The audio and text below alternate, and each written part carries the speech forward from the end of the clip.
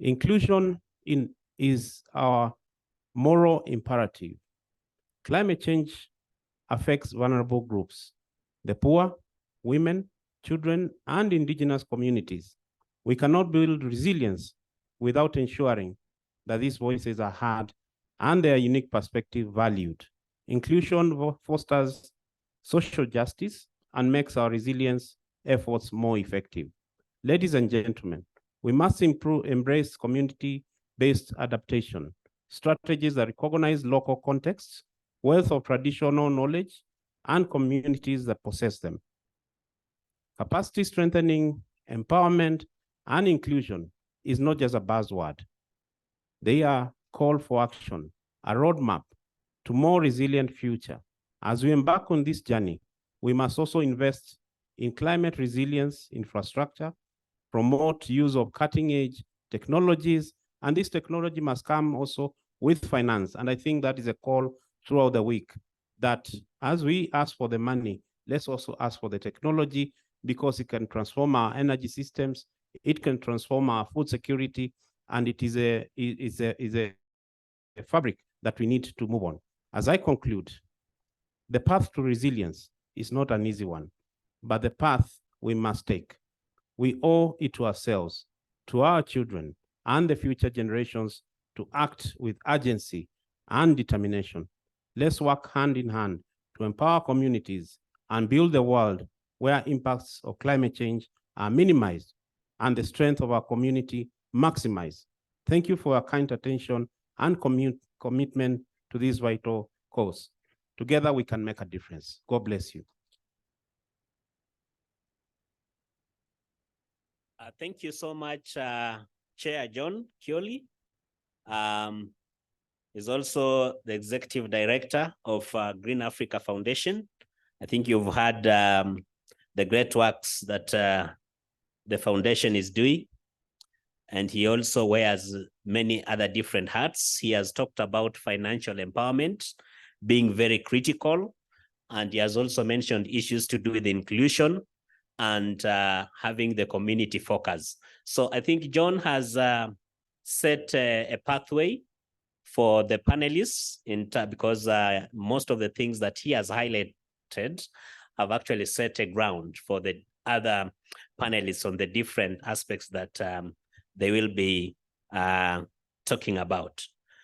So I'm also informed that there is a link through which the different teams that are following virtually can be able to follow through.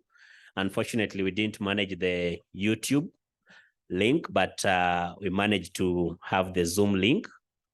So where is Lynn?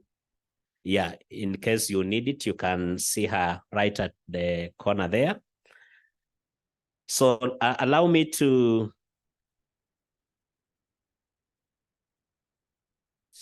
panelists. There is a mic right there. So what we'll be doing will be, I'll be sharing on briefly about a particular topic that the panelists was requested to share the community perspectives and engagement on, and then we'll be able to take strictly 5 minutes. So I'll be able to start with Maiumuna Kabatesi. As I mentioned, she's the Global Program Manager for Voices for Just Climate Action under Hivos. And the topic she was meant to discuss about is actually based on what she does best, on amplifying civic voices to set the agenda and movement in climate action, co-creating climate solution and influencing policies and financial flows. So she'll be able to tell us what VCA or Voices for Climate Action is, and what are some of the experiences that they have managed to intercept since the beginning of the program. But I understand there are many other programs that they have had. So there is quite a rich wealth of she brings on board. So over to you, Maiumuna. Thank you so much, Wycliffe, and good morning, everybody. As Wycliffe said, My name is Maiumuna Kabatesi. I work at Hivos East Africa, and I'm the Global Program Manager for the program Voices for Just Climate Action.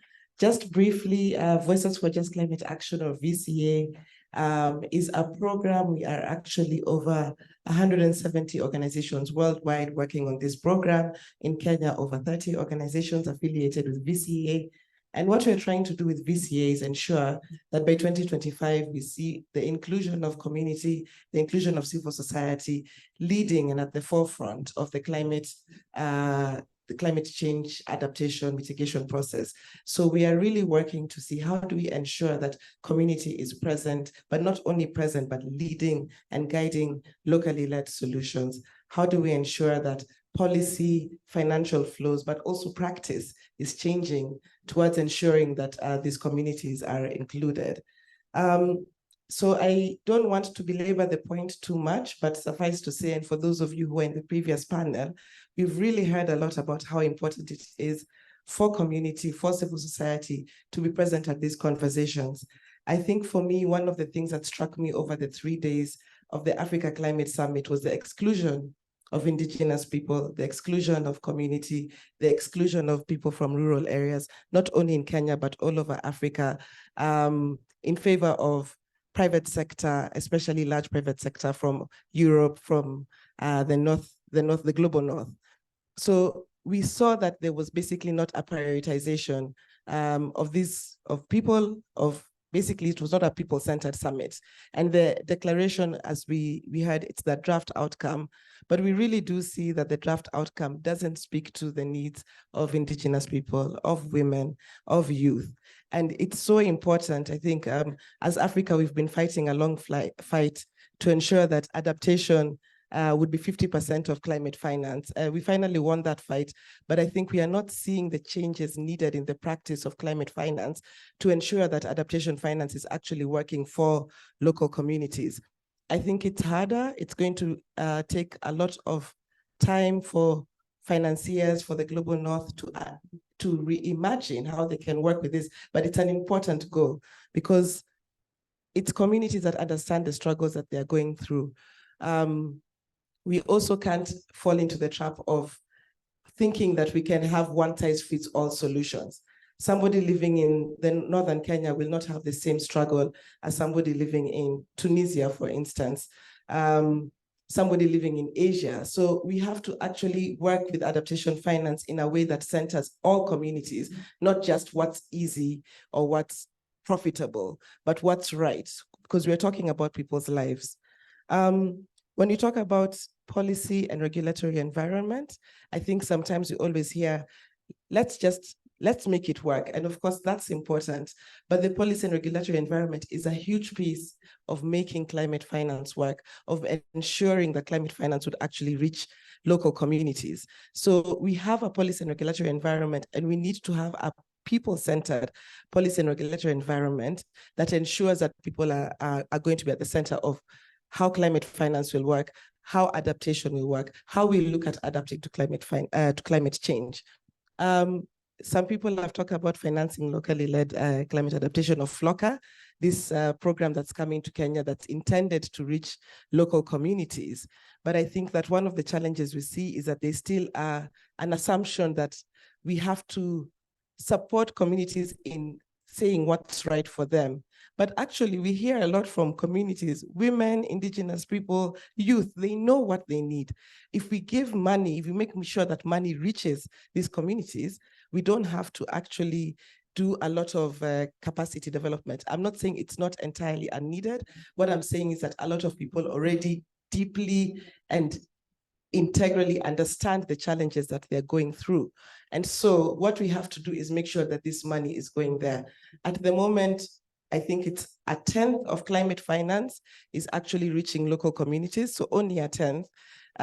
So $1 in every $10. And we have to ask ourselves, where is the rest of this money going? Why are we so focused on ensuring that climate finance solutions are profitable or scalable? Why are we not ensuring that they're actually saving lives? I think as Africans especially, we have fallen into the trap of justifying why we need climate finance. And we know that climate finance is as a result of the historical and present injustice happening in terms of how our global structures are happening. Capitalism is ensuring that private sector is just continuing to emit and then saying, okay, we'll give you a little bit to solve, to basically absolve ourselves of the sins of these emissions. But I think we have as Africans to not fall into this trap. This money is not going to be charity. And so if we are talking about civic voices, it's not a favor that they're doing for local communities. It's not a favor that they're doing for indigenous people. It's something that should be completely 100% mandatory. At Hivos, we did some research last year because, of course, with financiers, one of the struggles we see is that they say, well, we do want to get this money to local communities, but there's no policies in place. There's no structures in place. We are doing big projects. We can't fund small projects. And we always say, we're not saying don't stop funding big projects. We're saying do both. Both can be done at the same time. It's completely possible. And so we had a research saying putting justice at the heart of climate finance flows. And we investigated in several countries the different solutions that are there that are actually working already. So it's not potential, it's things that are already working, models that are already working to ensure that climate finance is reaching local communities. And so it is possible, and it just takes a bit more work, but it is important work to strengthen local communities. Thank you very much. Great. Thank you so much, Maiumuna. She has talked about illusion of that is issues of exclusion, and made reference to even the ongoing summit, how especially the rural communities and indigenous people were involved. She also talked about the policy and regulatory environment being people-centered, and the aspect of ensuring that the community is actually at par and not leaving the private sector perhaps to continue, to come in with, to continue a meeting and perhaps coming in with ways to be able to convince us. Someone said it's basically twisting the language, but then kind of continuing the emission profile. She talked, I think, in summary, she talked about Africanizing the climate change issue. And there is a very important research they carried out on climate finance. I think perhaps she'll be guiding us on how we can be able to get in touch to be able to, or rather access such output. So we'll have a session for a few minutes for question and answer. So kindly note down for every speaker in case there will be that time. Next is Elizabeth Wanja, who is going to tell us about enhancing early warning and climate information system as an innovative means of communicating risks to the remote communities. She'll basically highlight to us about the institution's experience in supporting or enabling putting up structures, preparing communities as far as early warning is concerned, in part of the programming they have been involved in. Elizabeth is a coordinator for Kenya Climate Change Working Group. Over to you, Elizabeth.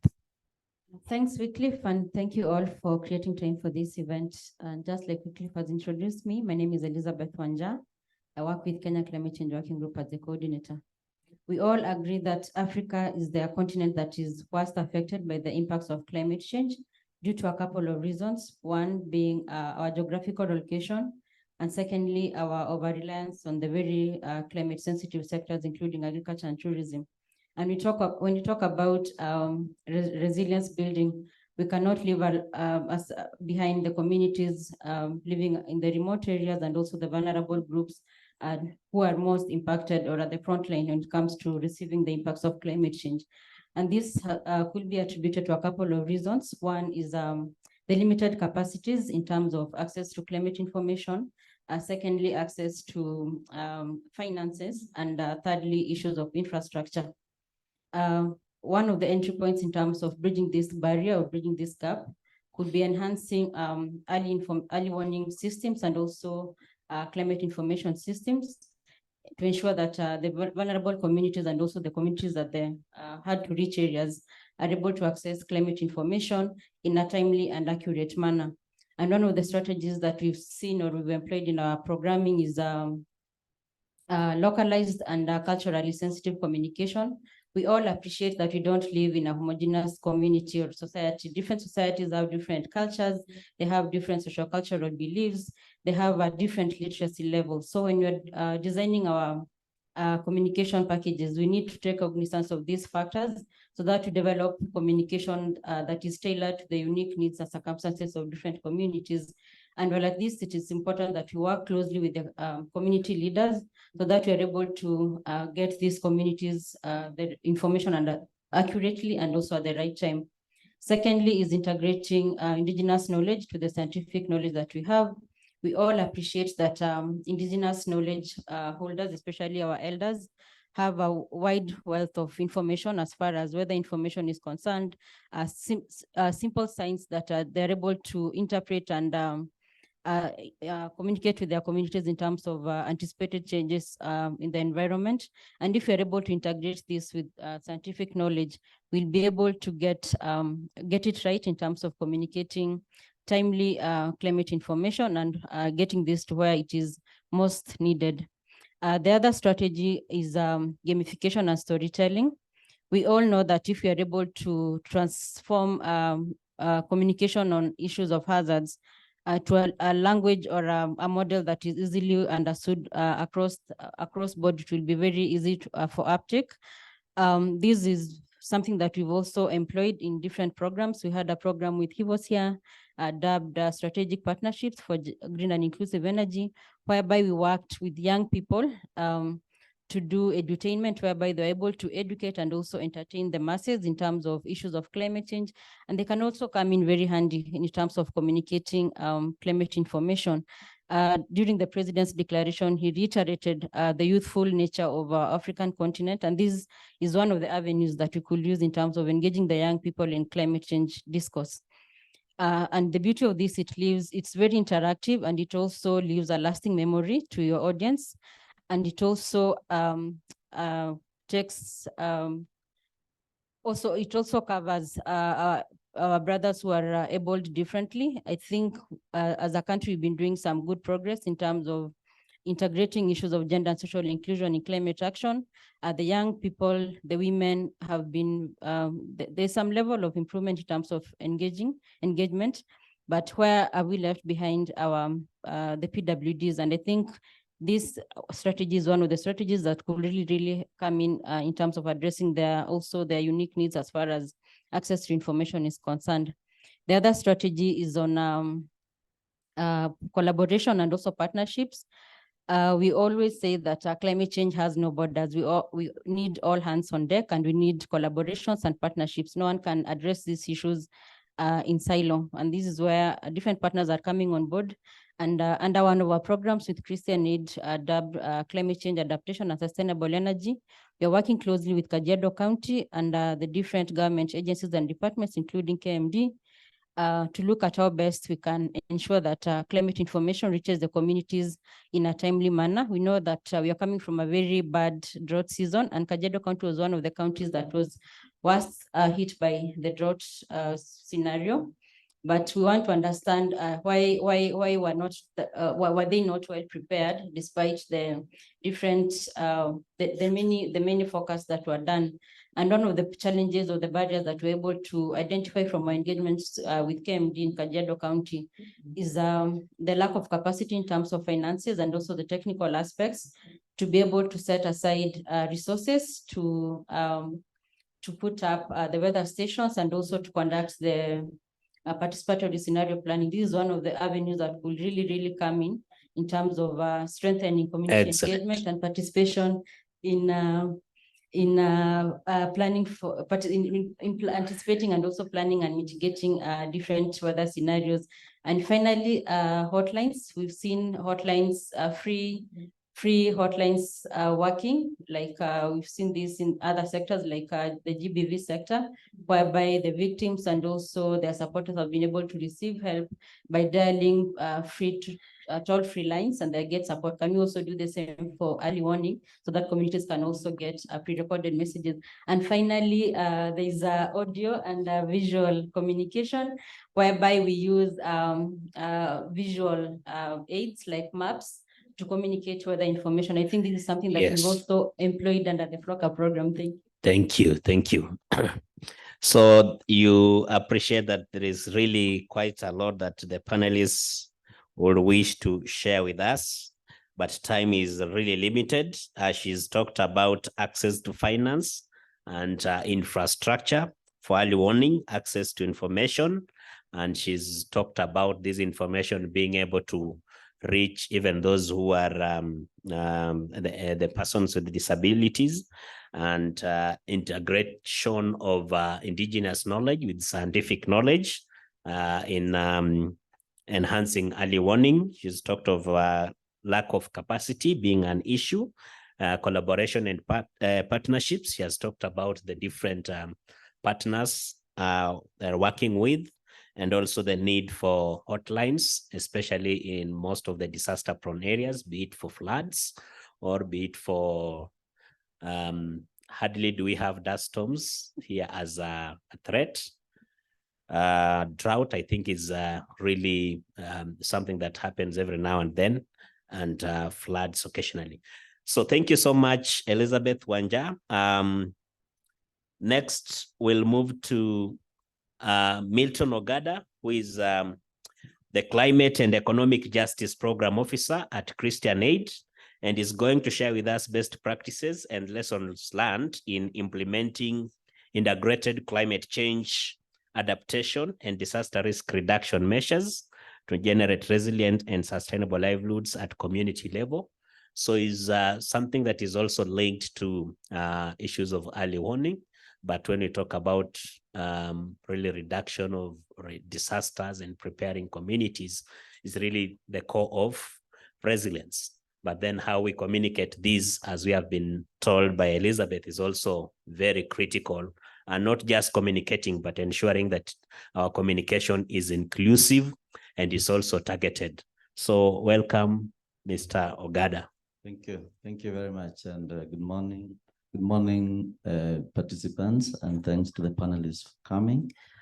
As been mentioned, my name is Milton. I work for Christian Aid. Christian Aid is an INGO, faith-based, that is also operating in Kenya. And of course, we work under different thematic priorities. One of them is climate adaptation and resilience.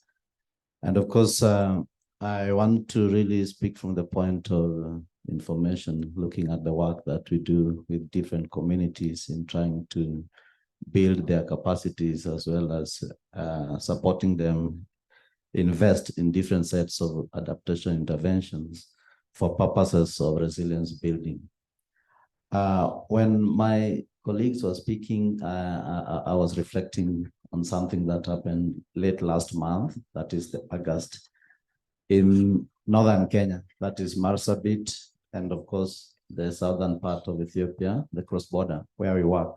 So we realize most of the traditional weather forecasters, they gather to do their own projections and share with the community. I'm about the nut. I'm about the nut. Oh no, I'm about the nut. I'm about the nut. Recently, they were contradicting to some extent the proclamation by the weatherman. And for them, they say in their area, the rain that will come will be normal, but in a specific spots maybe could be above average. So that is after they have done their own traditional processes, of course, which was looking at different approaches such as slaughtering the animals, looking at the intestines, and so many other things that comes with it, even the birds. And then they did a very serious pressure to communicate that. So in a way, again, in terms of preparation, in relation to what the weatherman also had communicated, then again, it leaves a gap. What that means is that for us to effectively be able to deliver resilience, we must be able to communicate climate information that is integrated. And of course, integration there which has been loudly talked about by Elizabeth, would involve more of integration of indigenous knowledge, such as the one I've just mentioned, with the scientific data so that it is communicated broadly. But most importantly is how do we ensure that there is that co-creation of this climate information for purposes of dissemination, for adoption. One of the areas that I want also to mention, I want to relate it with the Maimuna's point in terms of us being able to approach in both ways, particularly when it comes to policy issues and actions. I want to give a very low-level example. When the devolved climate financing processes started in Kenya, I think one county in the name of Makueni County picked it up without a policy framework. And they were able to demonstrate that it is possible to deliver climate interventions, even if the policy frameworks are not in place. I'm not saying that it is not necessary for the policy processes to be put in place, but I'm saying political will and leadership is critical when it comes to championing community actions. And I think when they are on the front line in terms of leading these communities to be able to take appropriate actions, then it will bear fruits. So you realize that a lot of work has been done in that county. I also wish to mention counties such as Isiolo, Wajir, and even Vihiga now in Western Kenya. Those are the counties that have expressed or have shown the political will and leadership in terms of advancing adaptation interventions at the county and community level, which is quite critical. And here it involves also the issue of leading public participation, where everybody is brought on board and the decisions that are made are informed by them. I want to talk about the issue of accountability, which is also critical in delivering resilience at the community level. And of course, one of the mechanisms that we've been using, both as Christian Aid and of course within the frameworks of the FLOCA, which is under the Devolved Climate Financing mechanism, is really to establish and strengthen community accountability systems that are enabling effective follow-ups for purposes of transparency and accountability during the delivery of these initiatives. So one other bit of success would also depend on the issue of research, which involves generation of knowledge, particularly for purposes of evidencing and also informing decision. We continue to recognize that advocacy is key, and it is important that it be sustained at all levels, both at the national and at the grassroots level. And of course, at the grassroots, we look at building strong grassroots movements that are able to sustain the advocacy at that particular space. Wonderful. So if I'm to conclude, then I'll talk about the capacity building aspect, which I think has been largely talked about.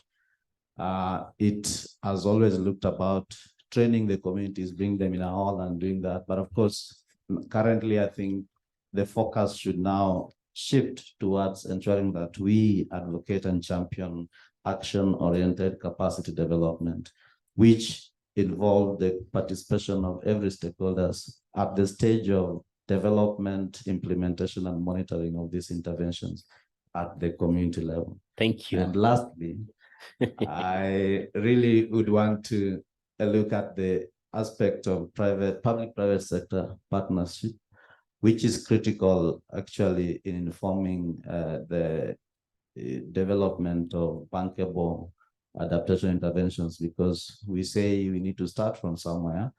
I know of a number of investments that we can discuss later that have been invested upon. They're now giving and they have been returns. successful, eh? Yes. So Milton has told us about community climate information that is integrated, which is very, very important. He has talked about co-creation, and I think there is a program that they are working on this issue of climate co-creation, information co-creation, also in conjunction with KMD. He has also told us and given us an example of a county that had a very good political will and leadership in fast-tracking climate change. Even without a policy, they were able to start off and mentioned other counties that have also led the way. He has talked about accountability, research, advocacy, and capacity building being key. And he finished with the 2 action-oriented development and public-private partnerships. So if there is any question, kindly jot it down and you'll be able to interact with him. You notice that there is quite a lot of things that are coming, some of them that we might need to action from here. So we are not just finishing the discussion here, but we'll be able to build the momentum as we proceed. So I know we started about 26 minutes late because of the team that came in previously. So we're still within that order. We have the next speaker, who is Dr. Asma Awadh, who is a Coastal Kenya Program Manager at WWF Kenya. And there is really quite a lot that WWF is doing within the coastal strip that within 5 minutes, I don't know if that will, but of course it has to fit within that. There is a lot of nature-based aspects they are doing there, a lot of clean cooking they are doing at the other end, a lot of mangrove, but she's going to summarize this in 5 minutes in terms of the experiences and what we can be able to pick from this. Over to you, Daktari. Thank you very much, Wycliffe. Good morning, everyone. I think I'm grateful to be the 4th one to speak because the stage has been set. We started from an international point to a national point. And then just as Wycliffe was about to talk about empowerment, I'm coming in. And I'm very happy to, just as Milton was talking about empowerment, I'm coming in. Today, I'd like to tell you briefly about a case project we are working on in the coast on applying NBS as an approach to enhance climate resilience. I'm talking about, as I said, there's so much we're doing, but briefly just about one of our projects, as an example from this. So in this, we find that from the beginning, what has been important for us is from the design phase, we have involved the community, we have included the community. So we have worked with the community to identify the issues in the coast on climate change, the issues on, what are the climate issues in Lamu and in Kilifi. This particular project is based there. And then together we identify that we want to work on mangrove restoration because of the high levels of mangrove degradation. Why mangrove restoration? Because these are, mangroves are very important. I think maybe I shouldn't get into that, but they are nurseries for fish and they are protectors of the coastal areas against, ocean-related weather disasters. So it is very important and they are highly degraded along the coast. So by identifying together the problem and working with the community to start identifying the solution, designing the solutions and giving them, as some of my colleagues have mentioned, some communities do not really need a lot of training and a lot of capacity building, maybe just some refresher trainings. They really take on the lead in seeing that their communities are becoming more climate resilient. I want to give 2 examples. One of a women's group that is a user group under the Community Forest Association. It started as a group of 15 members, and then we trained them on nursery management and, having mangrove seedlings. And they started small, but then by the end of 1 year, they were 50 members. And now at the end of 2 years, there are 100 members. And you know why? It's because in the last planting season where they had 30,000 seedlings of mangroves, they sold 20,000 and made 1 million and employed people. So very many people were attracted to that. Oh, we can do this. It's clean work. It's easy work. You do it part-time while you are doing other things in your family, and you still make money. And from the 1 million, they did not just divide the money among the members. They're investing with them to broaden that. So with the seedlings, of course, they are going to contribute heavily in the reforestation and the replanting of mangroves. They also get to own the process of the replanting, which will also increase the ownership in ensuring that those seedlings and those mangroves grow to do the purpose that they were meant to do. Another example I want to talk about is the communities influencing local policy. We are working with 2 CSOs, one in Lamu and one in Kilifi. And when we came in, of course, in many countries, there are no climate change acts and bills. But as we speak, I'm happy to say that these communities, through our interventions and empowerment, they are leading in getting grassroots information and grassroots perspective and sitting at the table where the bills and the acts are made. And at the moment, in both counties that I'm speaking about, mangrove issues, which are very important for the resilience of the coastal people for climate change, have been included in them. And this then, they are going to be able to follow up next year to ensure that the budgets, the county integrated development plans and budgets have captured this, and thus it increases their chances of success. Thank you. In less than 5 minutes. Wonderful. Yeah, when you start, I note down when to stop. So she had 2 more minutes. Thank you so much for donating that. Dr. Awadh has talked about the mangrove restoration programs that they are working around the coastal region. She has also given us a very good example of livelihood transformation through engagement in mangrove restoration programs, including mentioning about the incomes that have come around there, and also given us some perspectives on how communities at the grassroots are able to influence policy. And that is really very much in line with the issue of inclusion that we are talking this morning. So thank you so much, Daktari. We move to Irene Wanjiku-Maina, who is a country director for Diakonia, Kenya.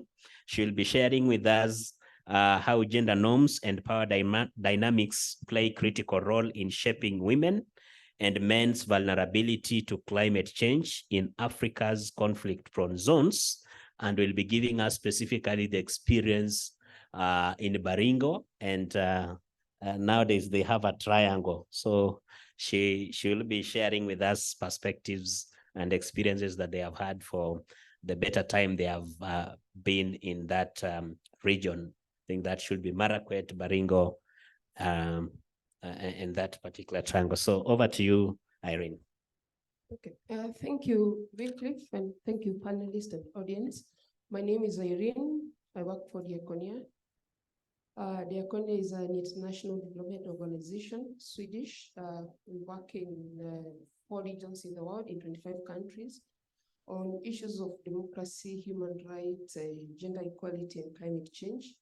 In Kenya, in Africa, we are working in 9 countries. In Kenya, we are working with civil society organizations on human rights issues, gender equality, conflict, and climate change. I'm here representing my colleague who was supposed to be in this session, but unfortunately she's been leaved. I'll talk about Baringo, but not the other regions or the other areas as Wycliffe has mentioned, because this is not my area. My area is in human rights, and as I said, I'm representing my colleague. Our work in Baringo is informed by of course, perennial droughts and flooding that come, based on what is happening in that area. If you know Baringo very well, you know the history there about cattle rustling, raiding, and all that, and how it affects different people in the community. We've seen as a result of the cattle raiding, deaths that are coming up. People have been killed, and mostly men who engage in cattle raiding. And of course, also through the government response, through the disarmament processes, also we've lost lives. As a result, that has an impact at the household level. We are seeing emergency of widows of conflict, and this is as a result of conflict-induced, climate change-induced conflict. And we have widows of conflict that we are working with in Baringo. These widows of conflict, they are quite young women, and of course also middle-aged women. As you know, in that region, there are many women or girls who are subjected to female genital mutilation and early marriages. And these young girls find themselves in homesteads of where there is polygamous, maybe their third wives or fourth wives. And then in that process, their husbands are killed during the cattle raiding and during the government response. What we see is that these young widows are faced by multiple issues, and not only the widows, women in that region, many in that region, they're faced by multiple issues. But specifically for these young widows, what we are seeing is that most of them are illiterate. And of course, women in that region are quite illiterate because they're forced into marriages quite early. They're forced into, assuming roles that come with being a wife quite early. And therefore, when they lose their husbands, they continue to face a lot of discrimination, a lot of violence. They're not allowed even to mourn their husbands, and they are, of course, also disinherited in that process. That kind of discrimination continues even to happen. Oh, I'm about the nut. I'm about the nut. Oh, no. I'm about the nut. I'm about the nut. Initiative. Because of being and therefore they are subjected to a lot of violence and discrimination. In terms of what they do at the community level or at the household level, of course, as you see, women in most African context, and particularly in Baringo, we see them given a role maybe to construct houses. Because of the diminished resources because of drought, and especially the grass, they walk quite far to look for grasses to construct a house. Yet if they take long, of course it becomes a domestic violence issue because you took long to come back home, to come and do other roles like cooking, to provide for the family, and all associated roles that women engage with at a family level. And then on the other side, you see men, because of the role that traditionally they are assigned, protection, providing for the family, grazing. So they normally go and look for pastures quite far because of the drought. And what we see is that, when they leave homes, they go away. The woman who is left behind is burdened with a lot of roles at the family level, cooking, providing all the other work and providing for the family. Therefore, we see that women in this region, they are, most of the time they provide they do the traditional roles, and they're not engaging in any productive ways that would, empower them as women. The work that we are supporting in that area, we are working towards building the resiliency, and because of understanding the issues that men, women, boys, and girls face, we are able to ensure that as we engage them, as we support them, to alternative livelihoods, that each and everyone is contributing in that process. And what we've seen is that, men would not want to leave their traditional role, that issue of raiding and all that. But then when we empower women and start engaging in other sorts of livelihoods, building the water plants, and then they can be able to do farming, they can be able to, produce food that they can use at the family level and get an extra coin through selling farm produce. Excellent. We're seeing men changing from their, from raiding to joining the women and coming together to work for. So men are now changing from raiding, and they are now taking up alternative roles. And she has mentioned that the issue of traditions is really undermining in that region. And she has talked about issues of education being very critical. And she has talked about the issue of young men or youth being used in getting into, carrying out the raids. Sometime they used to say that previously it was a matter of getting the livestock just for prestige and paying dowry and the other things. But today there are many other factors that are playing through. I know if we had time, she would really have explained this much. But remember the intersection of climate change, the issues of pasture and conflict, and the issue of livelihood as well. She's talked about going very far distances to get water, you know, construction material that is fetched from the natural ecosystem. And if you delay, you know, now for them, I think is from the way she's put it is the women who are looking into that. In other cultures is men who do that. So if these women come back late due to distances, conflict arises as well. So that is at household level. And she has also gone to scale of community level. And I think in that region, it even goes trans-county. So thank you so much. She has also talked about, I think, the various social constructs that exacerbate this issue of conflict and gender issues within the climate, in intersection with the climate change. So thank you so much, Irene. We move to Patricia Mbogo, who is the international coordinator for Access Coalition. And she's going to share with us on perspectives of making energy access meaningful in local resilience efforts. As we enhance our resilience to climate change, what are the alternatives that we have that are climate sensitive and they are able to enhance the coping mechanism? You know, coping means now there is drought, or when there is a lot of rainfall, there is flooding, and you need to get, you need to tap on energy for productive use, for household use, and so forth.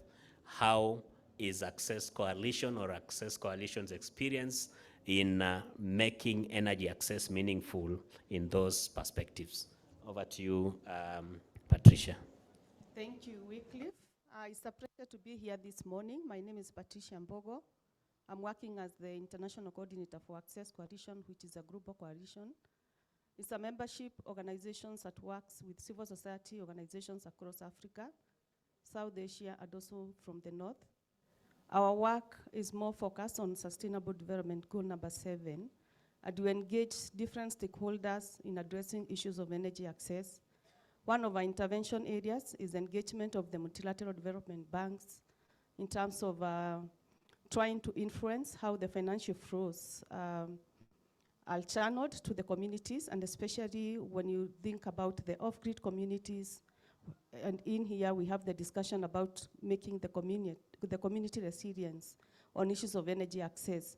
How do we bring that messaging to the multilateral development banks to prioritize on that? We also focus on Sustainable Development Goal number 7, ensuring that there is inclusivity, ensuring that the energy solutions that we are offering are affordable, modern, and also clean. And we also provide a platform for learning and building the capacity of CSOs to be able to engage with the different actors in the energy space. Getting to the agenda of today, we are talking about community resilience. It's more focused on ensuring that we are addressing energy poverty across the communities that we serve, and also ensuring that we bring energy closer to the people. One of the ways is ensuring that the solutions that we are offering are more sustainable, accessible to the communities that we are targeting.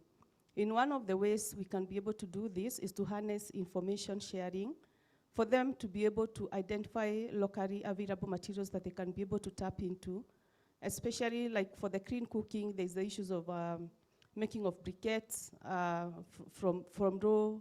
from waste materials that are available. There are also other solutions that the communities can be able to tap into to ensure that they are energy sustainable.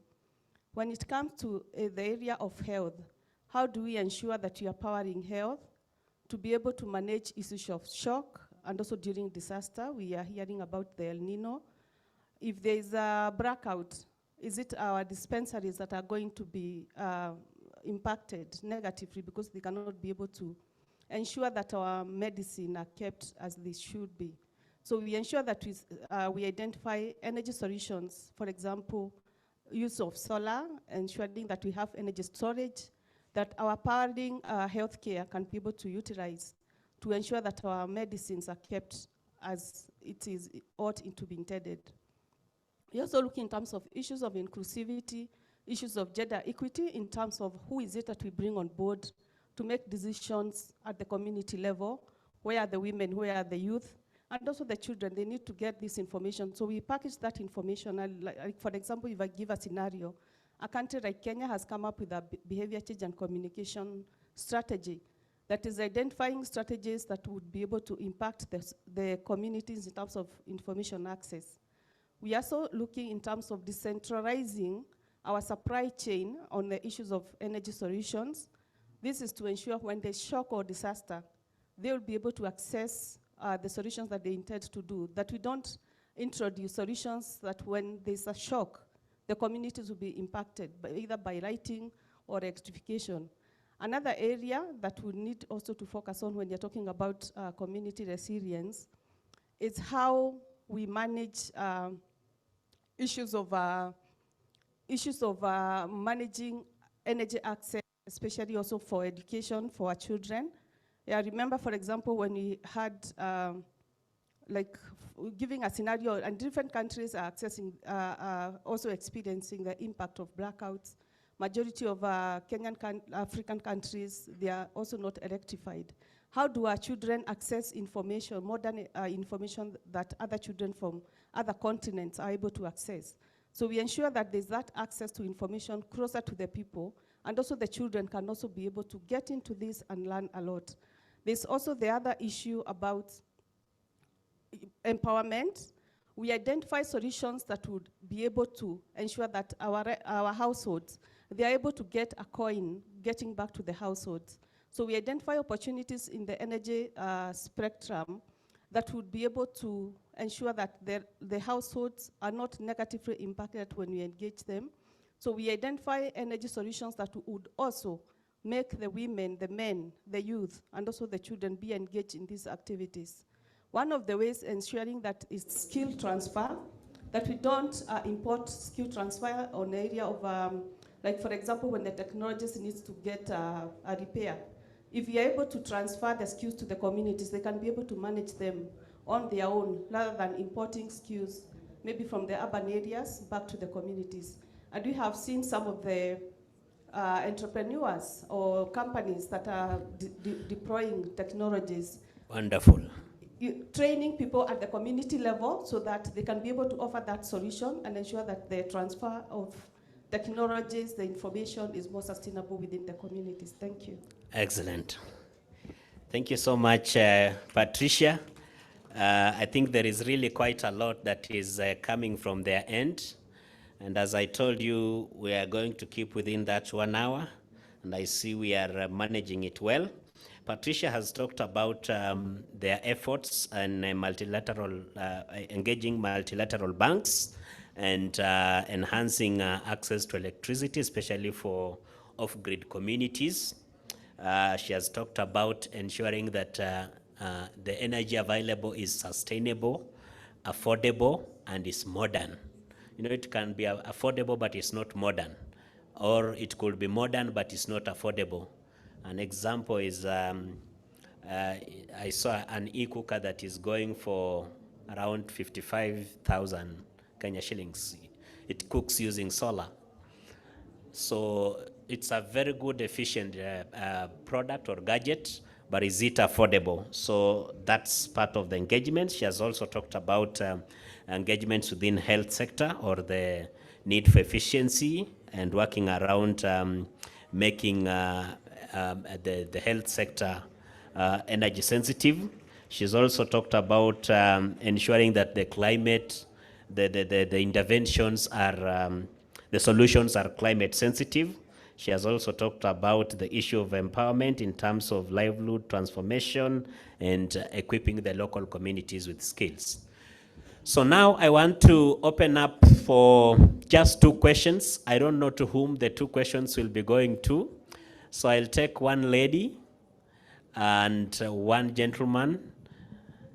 Unfortunately, I saw his hand up first and another one here, but now I'll just pick another one there and another one there. Which one have I picked? There was a hand. Okay. So being a lady here, I'll pick a gentleman there. All right. So you strictly have 1 minute. Yes, yes, yes. Yeah. So I don't know how the mics move, eh? Oh, all right. Then go ahead. Strictly 1 minute. Thank you so much, panelists. Promoting climate action. Just a minute. So you mentioned which speakers you are targeting. Eh? The question is targeting. All right. In fact, any can answer it because it's really about Okay. inclusion. All right. My name is Alice from Child Fund. And my ask is, how are children participating and included? Are you walking the talk in this? I see even no child in the panel, and really talking about our future and sustainability minus children is a disservice. Nothing for them without them, otherwise it's against Thank you. Thank you. Then we move here.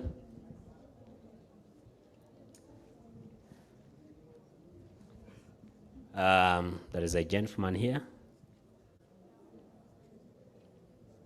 Okay, my name is Simon Onyango. I'm a founder at Kenastomy here in Kenya.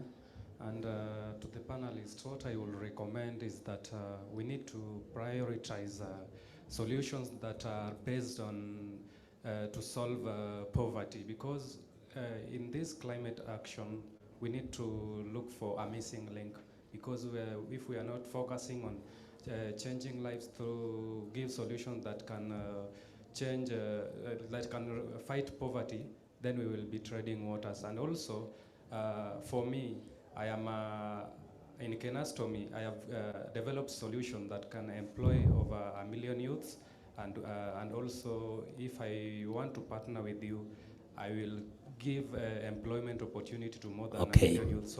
So it's about poverty reduction. That will be answered by Milton. I know they have a very strong portfolio. Hello. What time is it? Oh, it's morning still. Good morning, everyone. Morning. My name is Claudia from Amawatoto, Kajiado. And I'm also a teacher by profession and a performing artist. And my question goes to KCCWG, the working group. You talked about information, the challenge of information and getting to the people. Now, the question is, what are you actually doing? Because that is really needed. There's this community, what is it? The ward committees. Can I tell you that we don't even know any ward committee in our locality?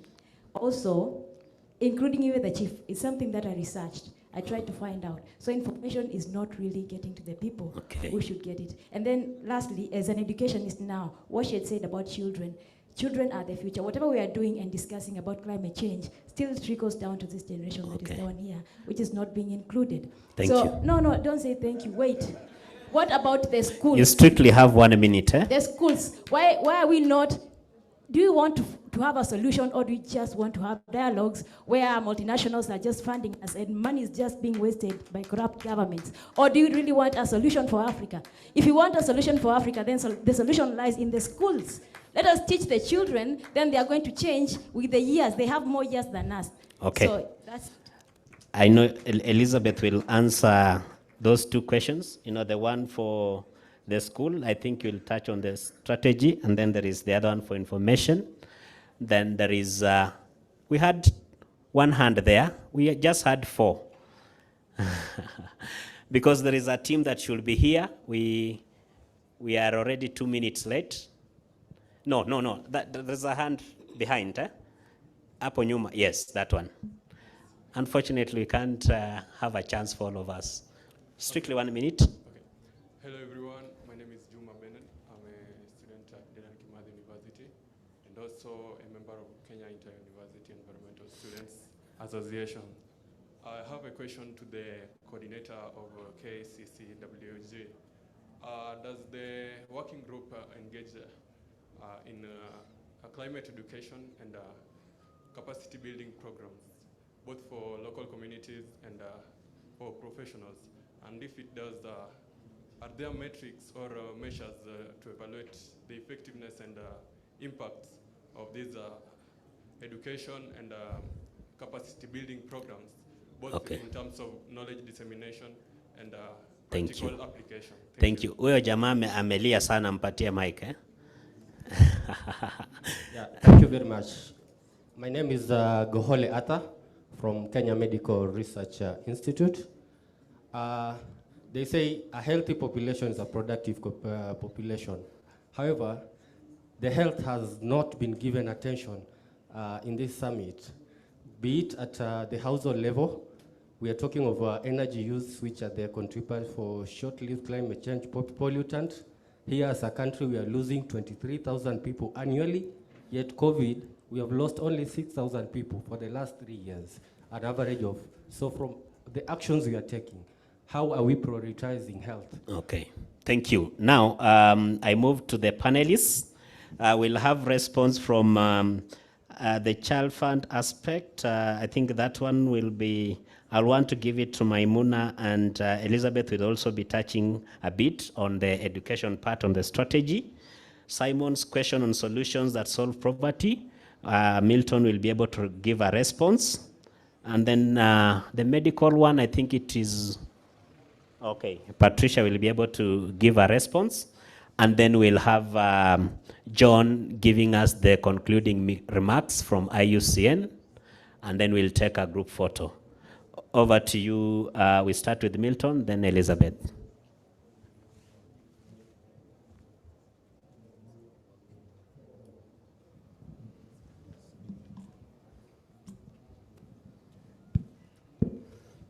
Just briefly.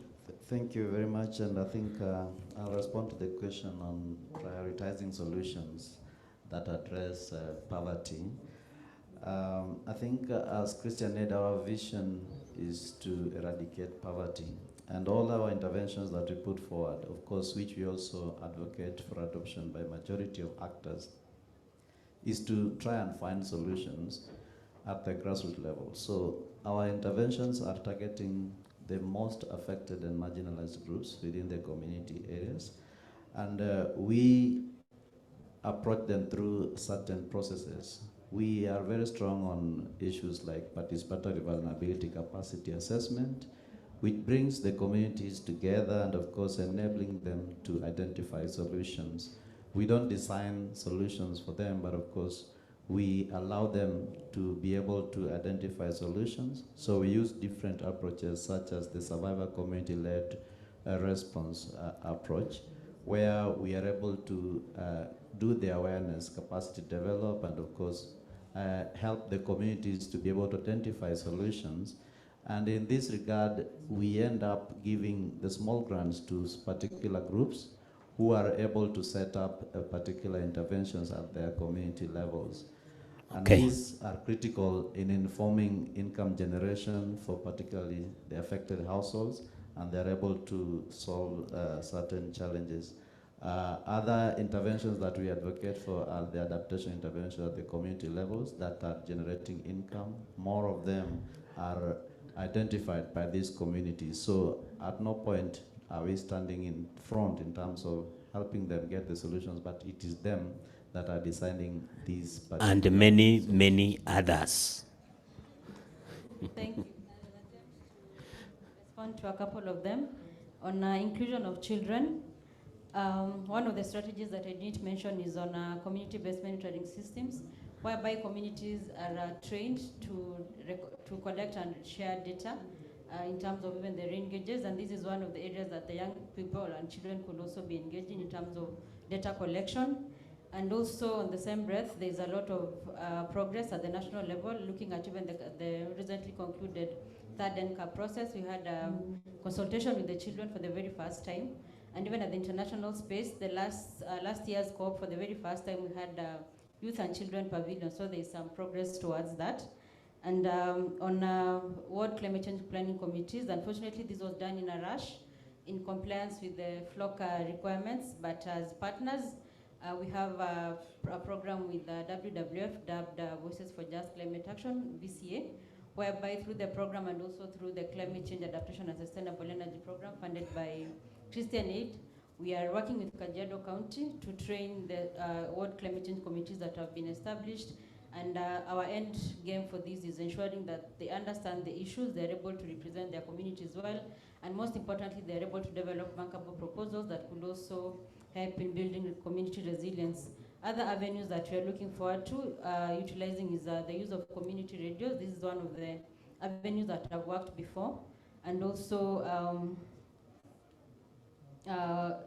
continued training. We'll also be having quarterly meetings with the CSOs in the region in terms of sharing experiences and challenges and also opportunities that come as far as climate change is concerned. We're not just looking at climate change as a menace, but we also appreciate that there are other opportunities that climate change could bring about.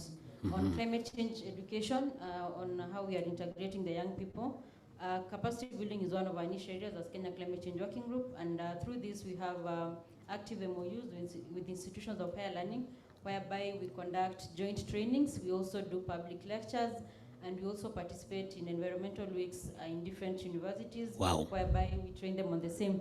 And finally, we also have a national climate change learning strategy, which I hoped could have been launched together with the action plan. We are part of the process. And once that's rolled out, we'll be able to see capacities enhanced as far as climate change is concerned. And we also developed guidelines for mainstreaming climate change in the curriculum.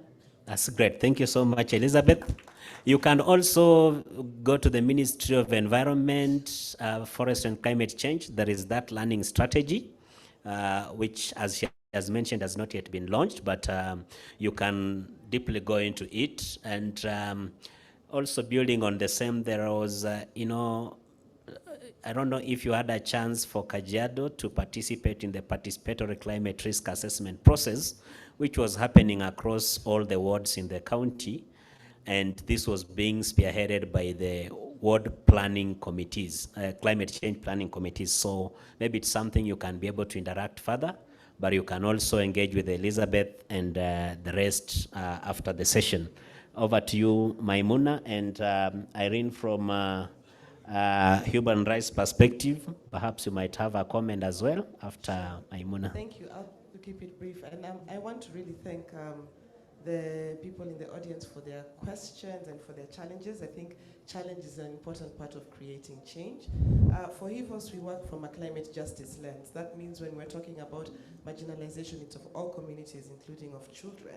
And I think it's good to also question, like, what are we doing about children? For Hivos, we've also always tried, when we do our work, how do we work with schools? How do we work with the curriculum that's there? And we've done this in a number of ways through our renewable energy programs, making sure that we're not just talking, as you said, in these rooms, but we are also implementing action on the ground. So we've supported, especially in Kajiado County and also Makueni County, seeing how we can engage directly with primary schools, seeing how we can work with people who have got direct connection to this. And I also want to mention that as with VCA, we are also supporting movements, and these are movements of all the different communities that are adversely affected by climate change. That does include youth and children. And for Hivos, we've got a program incoming which is going to be focusing specifically on girls and seeing how do we get girls on the climate science and technology path, and how do we support them in their innovations that we know that they're capable of doing. So it's important for the question, and I really thank you for asking it. And I want to say that we are walking the talk. Unaona vitu zinapigwa zinaivana jikoni. Yeah, thank you. Yeah. And finally, just quickly to mention that actually I was very impressed. COP26 in Glasgow, in the negotiation team of Kenya, there was actually a 15-year-old girl representing Kenya in the youth negotiations. So it's not just at civil society level, but also at government level. Excellent. It's interesting to see how the discussions around the children and youth engagement is really coming in, especially the children. Our work in Baringo, we are working closely with Christian Impact Mission. We are supporting them to engage all members of the community, and particularly children, and they're engaging schools, including working with the African Development Services to ensure that they reach out to schools, they engage children on matters like climate issues. But then on the larger violation of human rights, children rights issues, we are working with the actors in the criminal justice system in most part of the country, and particularly also engaging issues around children issues with the Court Users Committee nationally. Thank you. Yes, Patricia, you can respond on the one from the question from the medical sector. Yeah, what I would say is that energy access or energy is a nexus issue across the different sectoral areas, and one is on health. And we know that household air pollution is also attributable to the deaths, and also in other illnesses. When our mothers trap their children at the back and they're cooking, those children are being exposed to issues of smoke, and that young child will start issues of asthma, bronchitis when at a very tender age. So we are looking in terms of how much the government across the countries or nations are spending on curative rather than prevention. And for example, to give a scenario like the government of Kenya, they have realized that the government agencies have to work together. Ministry of Energy and Petroleum, they have an interministerial committee on clean cooking that also embeds Ministry of Health and other agencies to discuss issues that cuts across, and one of them is on household air pollution. At the Ministry of Health, they also have a climate change, energy and health technical working group that bring interagencies together to discuss issues of household air pollution.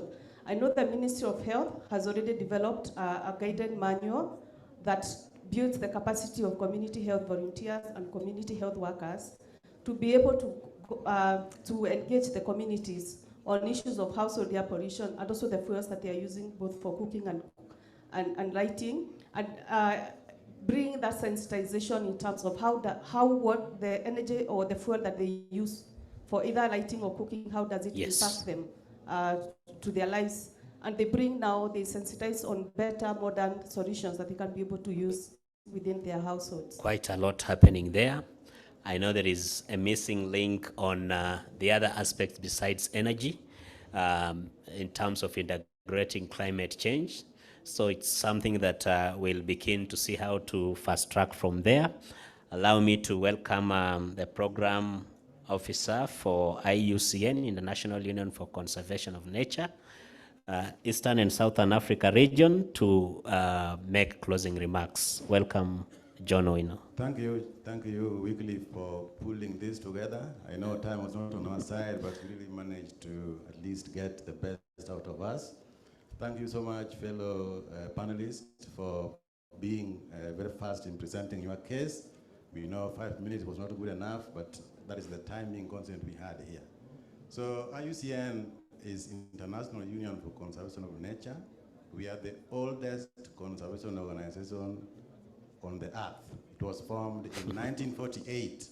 So you can imagine it is even older than UNEP. We were in existence before UNEP came into being.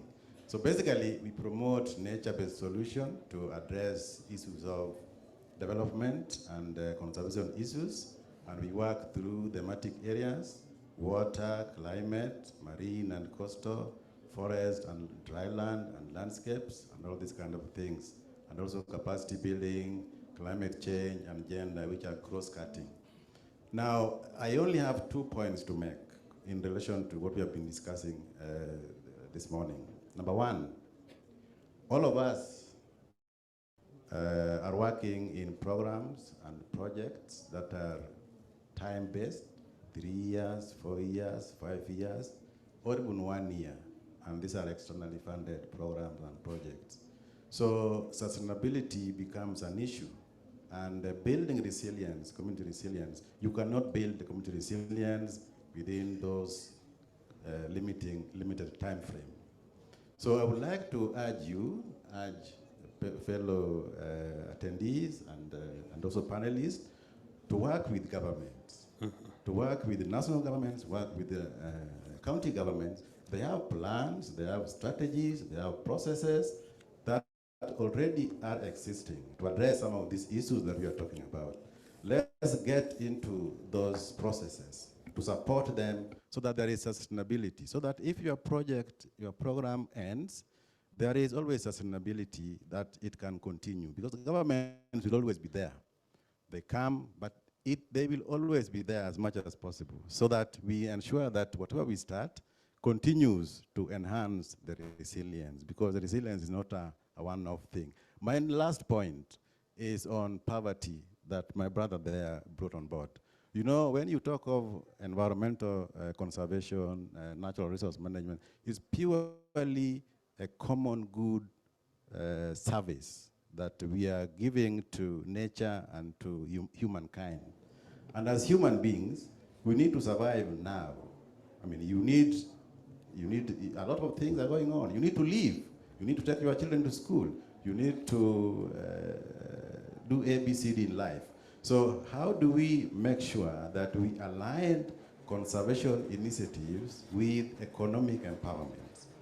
Now, we had a very interesting pilot project in northern Kenya, northern Uganda, that we tried to match. We have 30 seconds. Match conservation with economic empowerment. So communities, we gathered them together. We were encouraging them to work on ABCD as it relates to environmental management, but also give them some revolving loans so that they can do their economic activities alongside environmental issues. So we realized that is a very important strategy to help incentivize communities so that they participate in environmental restoration and sustainability issues of our natural resources. Thank you very much. Thank you so much.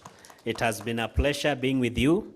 I would have loved to give a chance to Dr. Awadh and John to say a parting word, but you can see what is happening on the screen there. I've been your moderator for the session, Wycliffe Amakobe from Kenya Climate Change Working Group as Energy and Climate Change Specialist. Thank you so much. As we take, the panelists take a photo and leave the stage. We could be upstanding.